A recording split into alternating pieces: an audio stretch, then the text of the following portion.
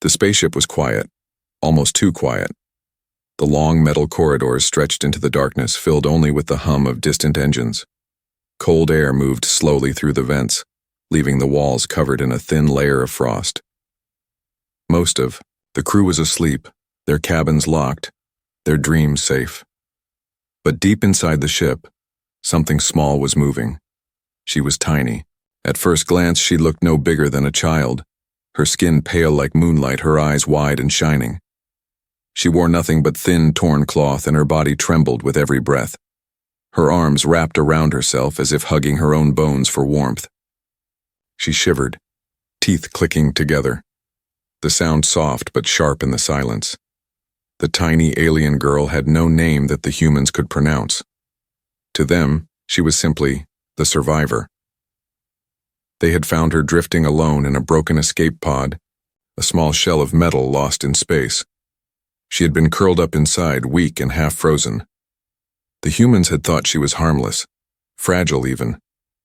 They had carried her aboard, wrapped her in blankets, and placed her in a small room. Now she sat on the floor, her knees pulled close to her chest, her large black eyes staring at the metal wall. Every few seconds, she let out a small breath, and the air fogged in front of her. She was so cold, so very cold. And deep inside, something ancient stirred, whispering to her that warmth could be taken. The ship's commander, Captain Harris, was the first to notice her movements. He stood at the doorway watching her silently. "She's still shaking," he muttered. Behind him, a soldier leaned against the wall, arms crossed. "She's a kid," the soldier said. "Look at her. She's no threat." Harris didn't reply. He only stared at the small figure on the floor. Something about the girl unsettled him. The way her eyes lingered too long, the way her small body seemed to hide more than it showed. Still, he had no proof. And the human heart, even in the vast cold of space, could be soft. "Bring her some food," Harris finally said. The soldier nodded and left, leaving the captain alone with the tiny alien. She did not speak. She did not smile. She only shivered, her teeth clicking like a clock counting down. The ship creaked around them, the sound of metal under stress echoing through the halls. Outside, endless black space pressed against the windows. The captain turned away, but the girl's eyes followed, him, dark and unblinking. Later, the soldier returned with a tray of food. Simple rations, bread, water, a small piece of cooked meat. He placed it gently on the floor and stepped back. The girl stared at the plate but did not move. Her hands tightened around her legs, nails digging into her skin. "Go on," the soldier said softly. "Eat." For a long moment she didn't move. Then slowly she reached out with shaking fingers. She picked up the bread, lifted it to her mouth, and bit down. The sound was small, but it echoed in the silent room. Bite, chew, swallow. Bite again. The humans watched, their hearts warming. She looked so weak, so innocent. Who could fear a creature so small? But then, just for a second, the soldier saw something. When she lifted her head, her eyes caught the dim light, and they didn't look soft anymore. They looked sharp, too sharp for a child, like an animal ready to strike. The soldier blinked, and it was gone. She was just a shivering girl again, chewing slowly, her lips pale and trembling. He said nothing. Maybe it was just his tired mind playing tricks. Hours passed. The ship slept. In her small room, the alien curled under the blanket the humans had given her. She closed her eyes, but her body still trembled. She whispered to herself in a language the humans could not understand. Soft words, heavy with rhythm, like a chant. And then something strange happened. The air around her grew warmer. The frost on the walls near her bed melted into drops of water. Her skin glowed faintly, a pale red light pulsing beneath the surface. She sighed softly, almost happily, as the warmth spread. But warmth always has a price. Somewhere else on the ship, a crewman shifted in his sleep. He frowned, twisting under his blanket. His body grew colder, though the air in his room had not changed. He pulled the covers tighter, shivering in his dreams. The tiny alien opened her eyes. They glowed faintly in the dark. She smiled. Just a little. It was not the smile of a child. It was something older, something dangerous, hidden inside a fragile shape. Her hunger was small now, almost invisible. But hunger always grows. And in the silence of the ship, the humans still believed they had saved a helpless child. They did not know what she really was. Not yet. The next morning the ship woke slowly.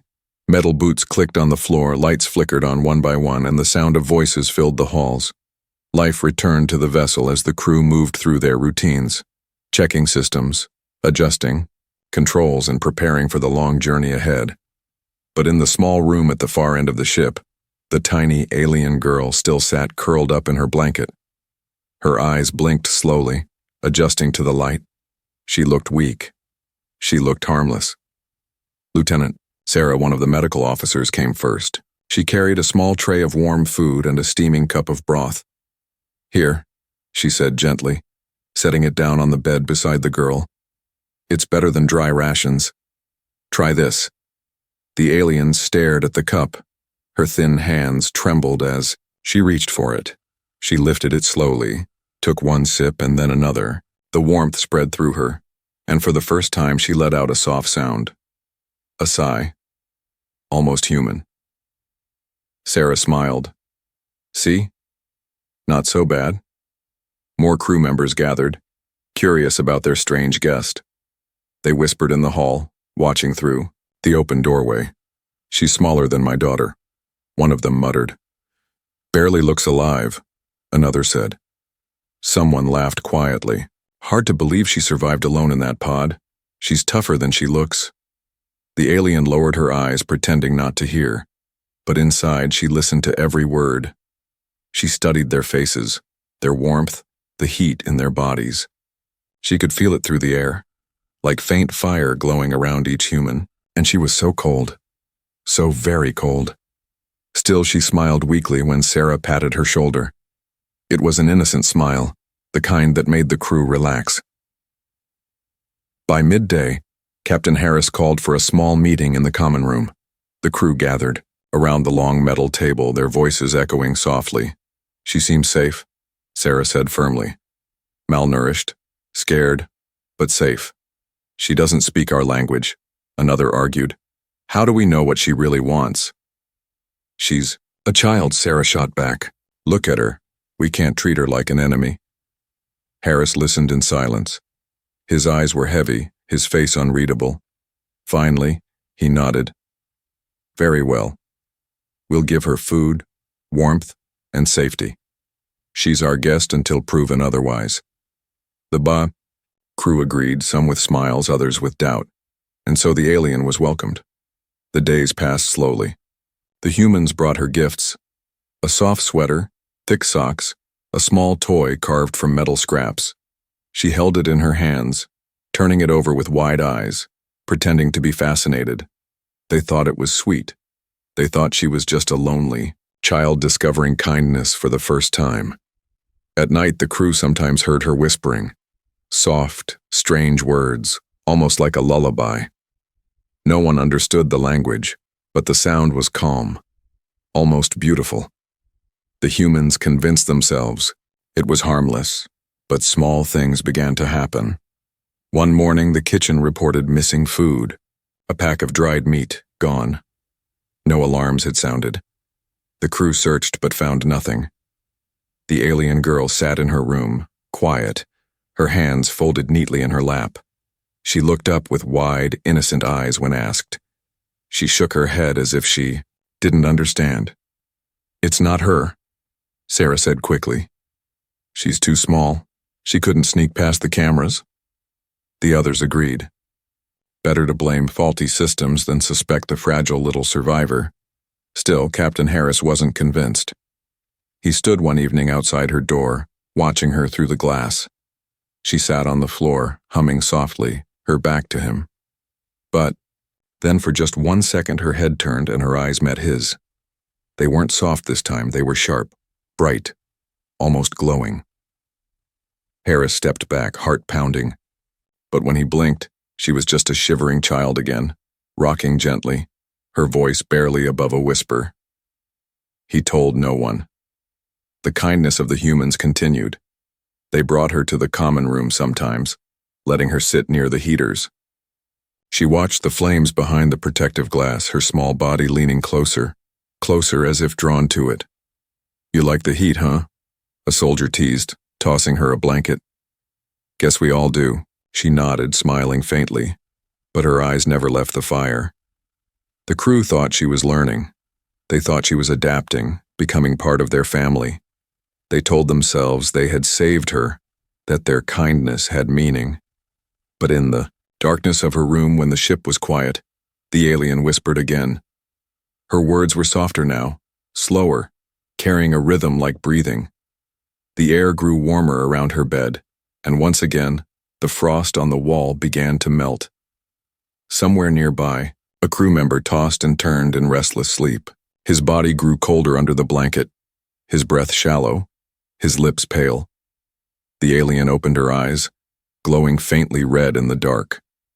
She pulled the blanket tighter around her shoulders and smiled. The humans thought their kindness had kept her alive. They did not yet realize she was keeping herself alive in other ways. The hum of the engines filled the ship like a constant heartbeat. It was steady, calm, the kind of sound that put the crew at ease. But not everything on the ship was calm. Whispers had started, soft at first, then sharper with each passing day. Something wasn't right. It began with the food. On the fourth morning after the aliens' arrival, Ensign Miller went to the kitchen to prepare rations. He opened the cold storage unit and froze. Half the shelves were empty. "Impossible," he muttered. He checked the logs. Every container had been sealed the night before. No alarms had gone off, no signs of forced entry. The food was simply gone.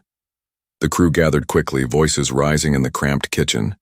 "Could it be a system error?" someone asked. "The sensors would have picked it up," Miller snapped. "This isn't a glitch, someone took it." Eyes turned toward one another, suspicion growing. But then, like a shadow creeping into the room, another thought entered. Slowly, heads turned toward the far end of the hall, toward the small room, where the alien girl slept. "She's too small," Sarah said firmly, arms crossed. "She couldn't carry all this, look at her. She barely eats as it is." But even as she spoke, doubt gnawed at the edges of her voice. Captain Harris listened in silence. He stood apart from the others, his jaw tight, his eyes narrowed. He remembered the night before when he had seen the girl's eyes glowing faintly in the dark, a detail he had told no one.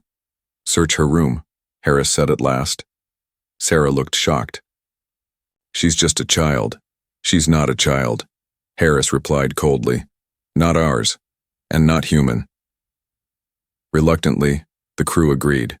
They moved down the hallway together, the sound of boots striking metal like a drumbeat. Harris opened the door with a hiss of air. The alien sat on her bed, head tilted, eyes wide. She looked at the humans as if confused by their sudden arrival. She hugged the small blanket tighter around her shoulders. "Stand aside," Harris ordered. She didn't move. She only blinked, her lips parting as if to ask a question in her strange, soft language. Sarah stepped forward gently, kneeling beside the bed. "It's okay," she whispered. "We just want to check." Slowly, the alien shifted, sliding to the corner of the bed. Her small frame shook with what looked like fear. The humans searched the room. They opened the storage cabinet. They checked under the bed. Nothing. No food. No proof. The tension broke like a snapped wire. Some of the crew sighed, embarrassed. One muttered under his breath about wasting time. Sarah turned, glaring at the captain. "See? She's innocent." But Harris wasn't so sure. He had seen the way the girl had watched them, silent and still, her dark eyes moving from one face to another like she was measuring them. When the crew left, she relaxed again, pulling the blanket close, but as the door closed, Harris caught it, just for a second. A smile, small, sharp, and gone as fast as it appeared. That night, more strange things happened. The ship's internal sensors flickered. Temperatures in certain corridors spiked, climbing 10 degrees in minutes, then falling back to normal. The engineers scratched their heads, confused. Faulty wiring? One guessed. But Harris thought of the frost melting in her room. He thought of the way she sat closer and closer to the heaters, and he felt his suspicion harden. Later, Miller awoke with a start. His room was freezing. His breath came out in sharp white clouds, though the thermostat showed normal. He pulled the blanket tighter, but then noticed something else. The door to his cabin was unlocked. He sat up, heart racing. Slowly, carefully, he reached for the small light beside his bed, but before he touched it, he saw movement in the shadows. Small figure, watching. He froze. The figure didn't move. For a long, terrifying moment, the two of them stared at each other in silence. Then, as the ship groaned under the weight of deep space, the figure slipped out of the room without a sound. Miller leapt up, locking the door. His hands shook. He barely slept the rest of the night. The next morning, Miller tried to tell the others. "She was in my room," he insisted. "I swear it. Just standing there, staring." Some believed him. Most didn't. "She's scared," Sarah argued again. "She probably wandered by accident. In the middle of the night? In the dark?" Miller's voice cracked. Her eyes, they glowed. I saw it. The crew shifted uncomfortably. The kitchen incident was still fresh in their minds. The missing food, the strange heat. Now this. Sarah stood her ground. "You're letting fear control you. She's a survivor. She needs us." But Harris didn't speak. His silence said more than words. He knew the truth was slowly slipping out like cracks forming in glass. That evening, as the crew sat in the common room, the alien appeared in the doorway. She was wrapped in the blanket they had given her, her small face pale, her eyes wide.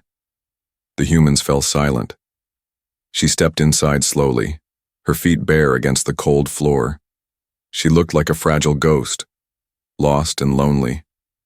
But Harris watched, carefully. He noticed how her eyes lingered on the crew, not with fear, but hunger. The others couldn't see it. Not yet. But suspicion had already taken root, and once suspicion begins, it never stops growing. The ship had always been cold. Space was endless night, and the thin metal walls could only keep so much heat inside. The crew had grown used to wrapping themselves in thick jackets, sipping hot drinks, and sleeping with 2 blankets. Cold was normal, but now something was different. It began in the lower corridors. A maintenance worker, Jacobs, was checking a power relay when sweat dripped down his forehead. He frowned. His suit was light and the room was usually freezing. But now the air was thick, heavy, almost like summer on Earth. He checked the gauge. The temperature read 32 degrees Celsius. "No way," he whispered. He tapped the screen, but the number didn't change. By the time he returned to the bridge, his shirt was sticking to his back. "The air's hot down there," Jacobs reported. "Like walking into a furnace."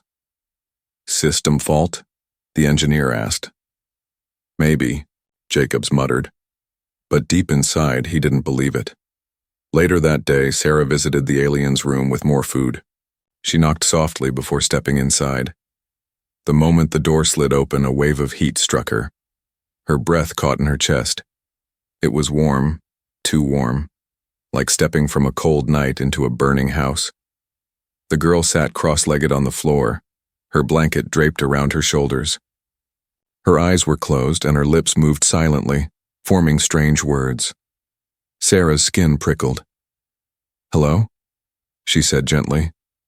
The girl opened her eyes. They glowed faint red for a heartbeat, then returned to normal black. She smiled faintly, tilting her head like a curious child. Sarah forced a smile in return, setting the tray down. "Brought you something." The girl reached slowly, fingers trembling, and took the bread. She chewed quietly, never breaking eye contact. Sarah shifted, uncomfortably. The air in the room pressed against her lungs. When Sarah stepped out, she wiped sweat from her forehead. The hallway was normal, cool again, but she didn't speak of the heat. Not yet. That night, Harris walked the corridors alone. He always inspected the ship after dark, his boots echoing softly on the floor. But tonight, the air felt different. Warmer, heavy. He stopped near the alien's room. Through the small window, he saw her. She wasn't sleeping. She was standing in the center of the room, arms stretched outward, her face lifted to the ceiling. Her skin glowed faintly red beneath the thin cloth she wore, veins like fire tracing her arms. Harris's mouth went dry. The frost on the inside of her window began to melt, dripping down like rain. The metal walls shimmered as if heated from within. The girl opened her eyes. For a heartbeat, Harris swore she saw flames flicker inside them. He stepped back, heart pounding. The girl tilted her head toward the window, and for a moment he thought she was smiling at him. He turned and walked away quickly, his breath sharp. The next morning, alarms blared in the engine room. Temperature spikes, cooling systems struggling. Crew members rushed to fix it, drenched in sweat as they worked. "This doesn't make sense," the engineer groaned. "We're bleeding heat into the air like the ship's on fire, but there's no fire." Harris stood watching, his face grim. He thought of the alien again, her glowing skin, the heat radiating from her room. Finally, he spoke. "What if it's not the ship?" The room fell silent. Everyone stared. Sarah shook her head. "You don't mean—" Harris nodded. "You've all felt it. The warmth when she's near. The heat spikes. The missing food. Miller's story."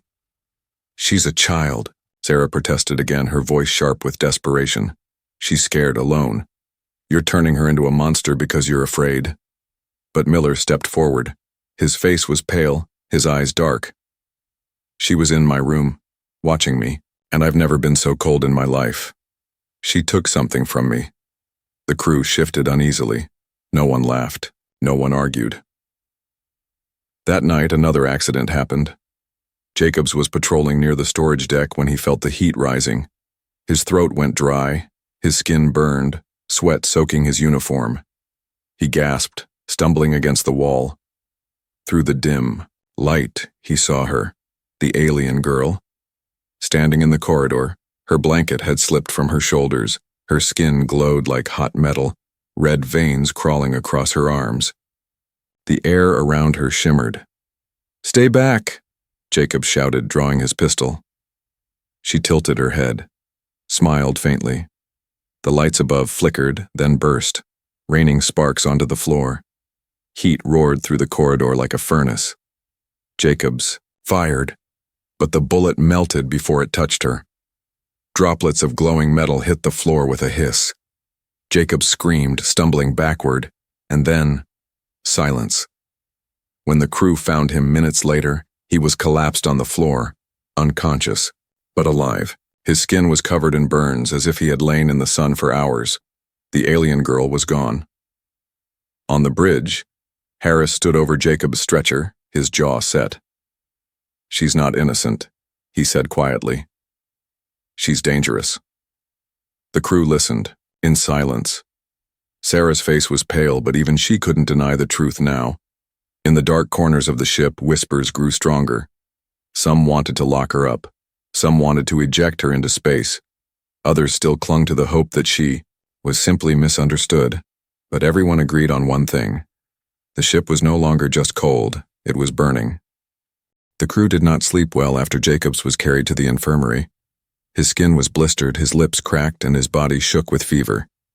The doctor said it looked like radiation burns, but no radiation alarms had gone off.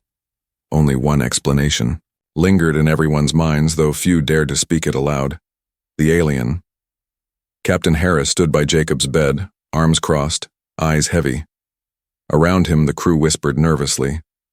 Sarah hovered close, wiping sweat from Jacob's brow. She looked exhausted, but her voice was still firm. "We don't know it was her," she insisted. "Maybe a power surge, maybe." "Enough." Harris cut her off.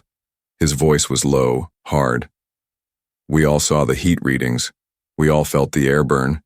And Jacobs saw her." Silence fell. The truth weighed on the room like a stone. That night the lights flickered across the ship. Power dipped, then surged again, making shadows stretch unnaturally along the walls. Miller was on patrol when he heard the sound, soft footsteps echoing in the corridor behind him. He turned quickly, pistol raised. There she was, the alien girl. Small, fragile, her bare feet silent on the metal floor. She clutched the blanket around her shoulders, eyes wide. Miller's hands shook. "Stay back," he warned. She tilted her head. Her lips parted and she spoke, her voice soft, high and strange. The words were foreign, but the tone was almost sweet, like a lullaby. Miller's eyes blurred. The gun grew heavy in his hands. His knees trembled. The air around him grew hotter, stealing his breath. He tried to shout, but no sound came. The girl stepped closer. The glow beneath her skin brightened, red veins crawling like fire through her arms. Her eyes, once wide and innocent, burned with light. Miller gasped as the heat wrapped around him, burning without flame. His strength drained away as if something was being pulled from him. He staggered, choking, his vision dimming. And then she touched him, just her hand, small and delicate, pressed against his chest. His scream echoed through the corridor. When the others arrived minutes later, they found only silence. Miller lay on the floor, his skin pale, his body stiff. His lips were blue, his eyes wide open in terror. He wasn't burned like Jacob's, he wasn't bleeding. But he looked drained, like something inside him had been stolen, and the girl stood nearby. Her face was calm. Her eyes glowed faint red. And when she spoke, her voice was clear this time, broken but understandable. "I was cold," she said softly. Her gaze swept across the stunned crew. "He was warm." The words cut deeper than a blade. Panic spread through the humans. Guns were raised, orders shouted, but the girl did not flinch. She stood small and still, blanket slipping from her shoulders, her skin glowing with heat. "You fed her," Harris growled, stepping forward. "You gave her warmth, and now she takes more." Sarah shook her head violently. No, she doesn't understand. She's just..." "She knew," Harris snapped. His eyes burned with fury. "She hid it. She's been feeding since the moment we brought her aboard." The girl tilted her head again, watching them with unblinking eyes. Her lips curled into the faintest smile. Not the shy smile of a child, something older, something cruel. "You are all warm," she whispered. The crew erupted. Some shouted to lock her up. Others screamed to eject her into space before more were lost. Sarah stood in front of the girl, arms wide, begging them to stop. "She's scared," Sarah cried. "She doesn't know what she's doing." But the girl's eyes betrayed her.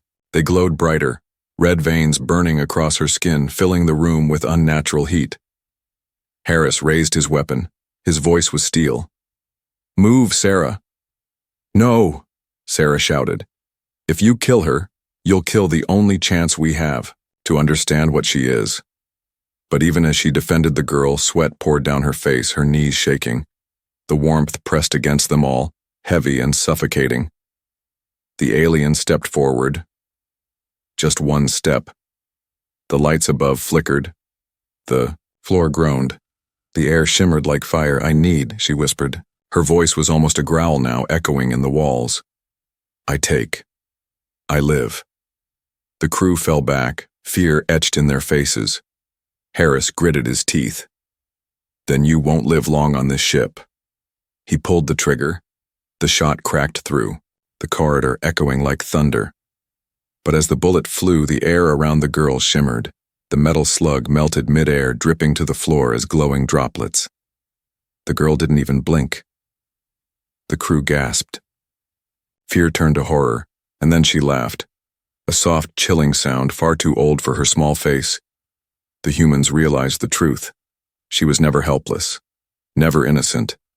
The tiny alien had always been a predator. The ship no longer felt like home. Every corridor was heavy with fear, every shadow thick with suspicion. The crew avoided the alien's room, speaking in whispers as if she could hear them through the walls. Some claimed she could. Miller was dead. Jacob's was half burned, and the girl was no longer pretending to be weak. She walked the halls openly now, her small figure wrapped in the tattered blanket, her dark eyes glowing faint red. The humans gave her space, stepping aside nervously as she passed. No one dared to stop her. Not yet, but Captain Harris knew it could not continue. "She's killing us one by one," Harris said at the emergency meeting. His voice was sharp, echoing against the steel walls of the briefing room. "We saved her, we fed her, and now she feeds on us." The crew sat stiffly around the table, eyes hollow, skin pale. No one argued. Even Sarah stayed quiet, her face troubled. "She's not human," Harris went on. "We treat her like a child, but she is a predator. And if we do nothing, none of us will survive this journey." A heavy silence followed. Then one of the engineers spoke. "So what do we do?" Harris's eyes were cold. "We trap her." The plan was simple, but dangerous. The engine room had thick reinforced walls, a place built to withstand fire, radiation, even explosions. If they could lure her inside, they could lock her there, seal her in. "She won't go willingly," Sarah said quietly. "Then we give her what she wants," Harris replied. His gaze swept the room. Heat, energy, life. Some of the crew flinched. They understood his meaning. Someone would have to act as bait. Before anyone could object, Harris stood tall. "I'll do it." The room erupted with protest, but Harris silenced them with a raised hand. "I'm captain. My duty is to protect this ship. If it costs me my life, so be it." The trap was prepared. The crew rigged the engine room with reinforced seals and backup locks. The temperature systems were adjusted to flare unnaturally high, like a beacon calling to her hunger. When everything was ready, Harris stripped down to his undershirt, sweat already beading on his skin. He walked slowly toward the engine room, his footsteps heavy, his jaw set. The alien girl waited in the hall ahead as if she already knew. She tilted her head, her small frame glowing faintly in the dim light. "You are warm," she whispered, her voice carrying like a song through the corridor. Harris swallowed hard. "Then come take it." She followed him, silent, graceful, like a shadow made of fire. The doors to the engine room slid open with a hiss. The air inside was already sweltering, waves of heat rolling across the floor. Harris stepped in, his muscles burning under the temperature, and stood in the center of the room. The alien entered slowly, her eyes glowing brighter. Her blanket slipped away, falling forgotten to the floor. Her skin pulsed red, veins shining like molten lines beneath her flesh. The doors slammed shut behind her. The crew watched from the control room through the thick glass windows. Fingers hovered over the locking mechanisms. Sarah stood pressed against the glass, her breath fogging the surface. "Hold." Harris's voice came through the comm. He stood tall, sweat pouring down his face, his chest rising and falling heavily. The alien smiled faintly. She stepped closer, each movement slow, deliberate. "You saved me," she whispered, "and now you save me again." Her hand reached out, glowing, trembling with hunger. Harris held his ground. His whole body screamed to move, to run, but he stood firm. "You don't belong here," he growled. Her fingers brushed his chest. Heat seared into his skin, fire spreading through his veins. Harris gasped, pain flooding his body. The girl's smile widened as she drank his warmth, his life, her eyes burning with power. "Now!" Harris roared. The crew hit the controls, massive. Steel shutters slammed into place, sealing the engine room. Backup locks engaged. The air filled with the roar of cooling fans as emergency systems kicked in, dragging the temperature down to freezing. The alien shrieked, a sound like tearing metal. Steam rose from her body as the heat was sucked away, her glow dimming. She spun toward the sealed doors, pounding with fists that left glowing marks in the steel. Harris collapsed to one knee, gasping for breath. "She's trapped," the engineer whispered. But Sarah shook her head, eyes wide with horror. For how long?" Inside the engine room, the alien screamed again.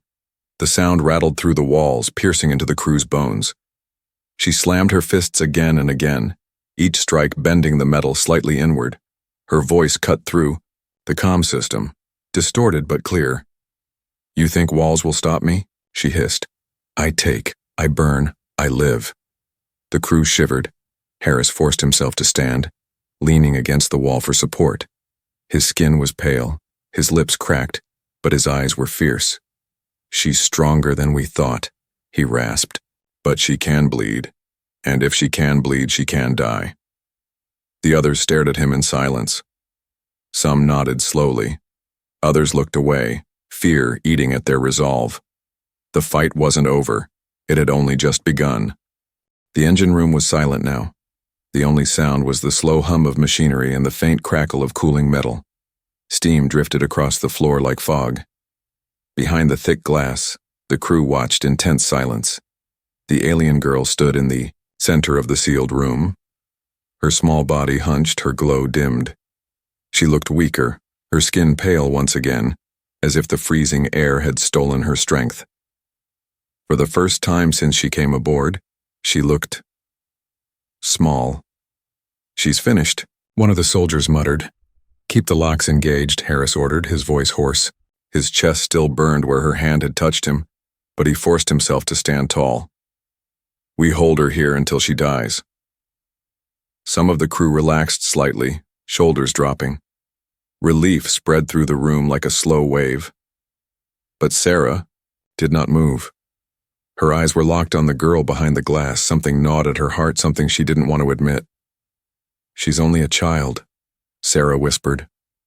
"No," Harris said firmly. His voice cut like steel. "She only wears the shape of one." Hours passed. The crew took turns watching, keeping their weapons close, waiting for signs of life. Sometimes the alien stood perfectly still, eyes closed. Sometimes she whispered in that strange, haunting language, her breath fogging the cold air. Once, she lifted her head toward the glass, staring directly at them. Her lips curled into a faint smile before she lowered her gaze again. The crew shivered. "She's mocking us," Jacobs muttered from his bed in the infirmary, voice weak. "Even in a cage, she's mocking us." On the third day, Harris finally gathered the crew. "We can't take her with us," he said flatly. "Not alive. We'll never reach port if she's still here." The crew exchanged grim looks. They knew he was right. "So what do we do?" the engineer asked. "We jettison the entire engine room," Harris replied. His jaw tightened. "She goes out with the trash." Shock rippled through the crew. Ejecting the engine room was dangerous, a last resort procedure. It would cripple the ship, leave them limping across space on backup power. But it was the only way to be sure. Sarah rose to her feet, shaking her head. "You can't. She's intelligent. She understands us now. We could learn from her." "She already learned from us," Harris snapped. "She learned how to trick us, how to feed on us, and she will kill us all if we give her the chance." The debate ended there. The decision was made. The alarms blared as preparations began. Massive clamps released, systems rerouted. The crew strapped themselves into seats as the engine room separation sequence began. Inside the sealed chamber, the alien lifted her head. Her glowing eyes locked on Harris through the glass. "You think," she whispered, her voice carried through the comm system, weak but clear. "You win." Harris ignored her. His hand hovered over the final release. "Goodbye," he muttered. He slammed the control. The ship shook violently. With a roar of metal tearing free, the entire engine block detached, drifting slowly into the black void of space. Sparks flared. The clamps sealed shut. The ship was crippled, but safe. The crew cheered, weakly, some crying with relief. Harris collapsed back in his chair, exhausted. "It's over," someone whispered, but it wasn't. Hours later, as the crew drifted silently on backup power, Sarah walked the corridors alone. The ship was quiet, almost peaceful. For the first time in days, she felt hope. Then she saw it, a faint glow. Red, moving along the outside of the ship's hull.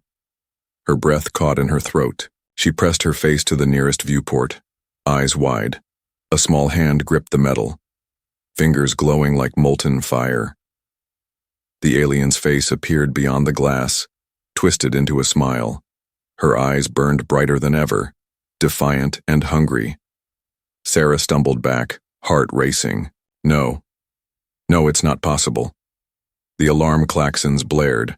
The sensors lit up with warnings. Heat spike detected. Hull temperature rising. The crew scrambled, shouting in panic. Harris rushed to the viewport, his face pale as he saw the figure, clinging to the ship. "She's outside," he whispered. "She survived." "How?" someone cried. "She doesn't need air," Harris said grimly. "She doesn't need anything but us." The alien began crawling along the hull, her tiny figure glowing brighter with each movement. The steel beneath her hands glowed red hot. Every step left molten scars across the ship. "She's going for the airlocks," the engineer shouted. "Seal them." Harris barked, but it was too late. One by one, alarms blared as external seals failed. The alien's laughter echoed faintly through the comm system, carried by the ship's own sensors. "You can't kill me," her voice whispered. "I was never small. I was never weak. You were." The crew rushed to arm themselves, panic turning into desperate resolve. Harris gripped his pistol, his body trembling but his eyes fierce. "This isn't over," he growled. "We fight until the last breath." The others nodded grimly, fear carved into their faces. Outside, the alien crouched at the edge of the airlock, her hand pressed against the steel. The metal glowed, then melted. Slowly, the door began to give way, and as the final seal hissed, "Open," the crew heard her voice one last time, soft and cruel. "You are warm." The screen cut to black.